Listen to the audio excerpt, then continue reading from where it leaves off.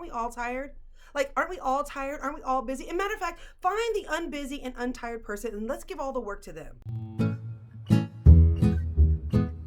Hello, everyone. Welcome back to my channel. It's Nikisha Bond, and we are continuing going through the 48 Laws of Power by Robert Greene. I am relentless, people. But if you're new here, welcome. So excited you decided to join us.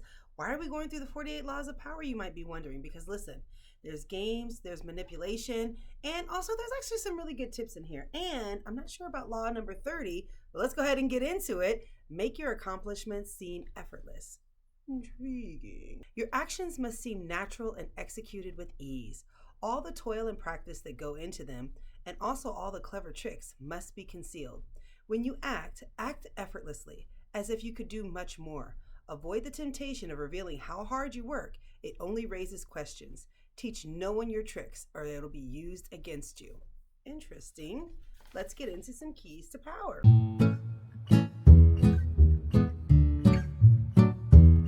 Power depends vitally on appearances and the illusions you create.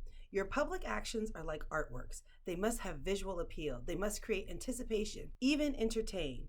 When you reveal your inner workings, your creation, you become just one mortal among others. So it made me think that people like the magic, right? That's why all of the programming works so well on us, because we like magic. We like to see poof and it appears. That's why we have the whole overnight success. And nobody ever talks about the 10 or 30 years that they spent trying to get to that overnight success. We like to say they just appeared. They just came out amazing, right? My daughter was born just talking and walking. No, not really. I was thinking about Kobe and Michael. So like, the difference between Kobe and Michael is like they're both amazing players. They both worked really hard to get there.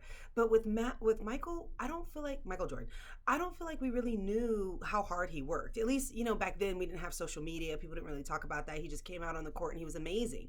And then with Kobe, we know that he was in there before everybody. He stayed later, that he just practiced and practiced and practiced and got better. And I don't know, does it take away from the magic? Because I feel like people talked a little bit more negatively about Kobe than they did about Michael Jordan. Is it because it felt like Kobe was trying too hard? It's like, okay, we get it. You're amazing. You're going in there early. You're staying late. Of course, you're going to be better than everybody else. I guess it just took away from the magic. So maybe that's why people gave him grief. Or maybe I'm just reading too much into that. But I think that nobody wants to know how the sausage is made. We just want sausage on our plate. We don't want to know the inner workings, the behind the scenes, because it takes away from the illusion of you just being amazing and magical, or that the sausage just ended up here and isn't it just made, like, doesn't it just form that way on its own? I think that's what we want out of this. And so, when you're able to conceal how hard you work, it really does make you feel like you're a little bit magical, that you just do these things effortlessly. Of course, you don't spend hours and hours and hours. You just poof and make it happen. So there's a good tip to power. Let's continue on.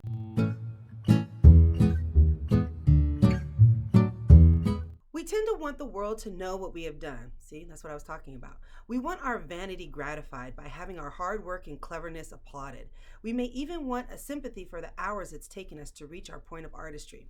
Learn to control this propensity to blab, for its effect is often the opposite of what you expected. Remember, the more mystery that surrounds your actions, the more awesome your power seems. This is what I was thinking of when I heard this. When people say, like, I'm so busy. It's like, no, you're not. You know why? Because if you were really busy, you would just add it to your schedule or say you can't do it. You wouldn't go on to, I'm so busy. Can you tell that I'm like a little triggered by this? I'm so busy. If you want to actually get something done, give it to a real busy person, because they'll look on their calendar and they'll be like, hey, I can fit you in Thursday at 5. Can you give me this, and boom, I'll have it for you. That's what a real busy person does. People who are so busy, they're not really busy. They're just busy making excuses of why they're not living their life. I'm sorry. Let me just move on. Oh, another one too? I'm tired. I'm so tired. Aren't we all tired? Like, aren't we all tired? Aren't we all busy? As a matter of fact, find the unbusy and untired person and let's give all the work to them. I've gone off on a tangent. Let me go back. That's why I get so triggered, because I feel like they're saying I'm so busy and I'm so tired because they want someone to congratulate them for living life. And I'm sorry, I can't give that to you. I'm sorry, I can't. It's just life. You're living it. You get tired. You get busy. You just make it work. I don't have anything for you on that one. And again, what was my point? Hold on. Maybe there was no point. Maybe I'm just read that and I got triggered. Okay.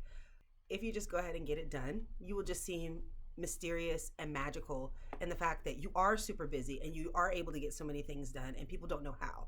They don't want to know how the sausage is made. You just get it done. So you don't complain about being busy, so everybody can pat you on the back and say, oh my gosh, go ahead and rest. I know you're so busy. Oh my goodness, look at what an amazing person you are because you're so busy. You just get it done and you're magical, and that's what people want, and that gives you power. Listen, I got off on a tangent. I wrote that as a note and I got off on a tangent. I'm sorry. Let's move on to the reversal of the law.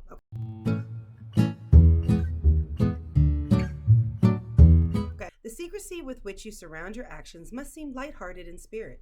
A zeal to conceal your work creates an unpleasant, almost paranoid expression. You are taking the game too seriously. So, what you want to do is you want to share what you're working on, but only disclose up to the point that you feel comfortable. Don't give them everything, just give them a portion of it, because the book says, as long as the partial disclosure of tricks and techniques is carefully planned rather than result of an uncontrollable need to blab, it is the ultimate in cleverness. It gives the audience the illusion of being superior and involved, even while much of what you do remains concealed from them. So basically you're sharing, but you're not sharing everything. You're just giving them just enough that they won't think that you're crazy and that you never tell anybody how you get things done, because I hate it when people gatekeep. So you can't gatekeep everything, but you can keep some things to yourself, just not everything. So you have to be very strategic on what you decide to disclose. I think that's fair, right? Okay, so let's get into my final thoughts.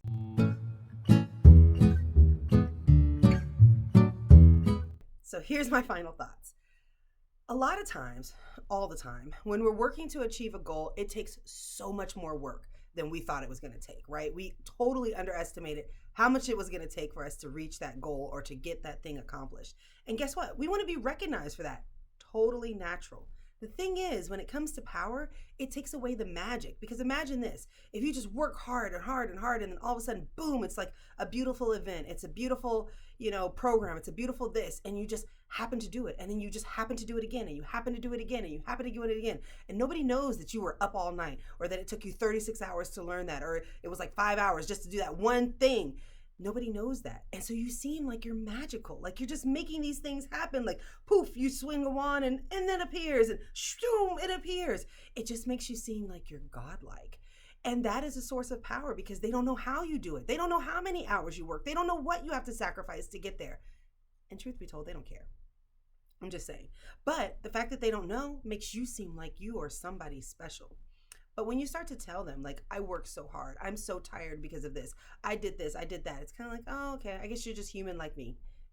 And it takes away from the magic. And it takes away your ability to be able to be like, I can handle that. And they're like, I don't know how she does it, but she just does it. Give it to her because she can make it happen.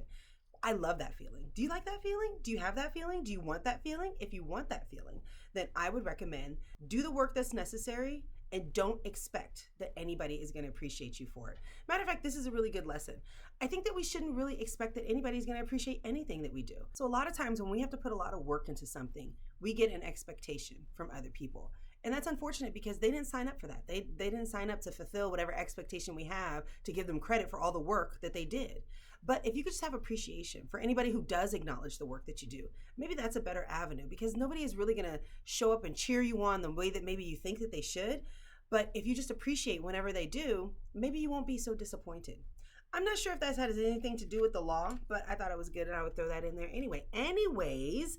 So I think that's what we can learn from Law 30, is that if you want to seem magical, don't let everybody know how hard you work. If you feel like you want everybody to know how hard you work, just know that you're not going to seem as magical. And I guess we can just leave it there. So if you don't agree, please let me know.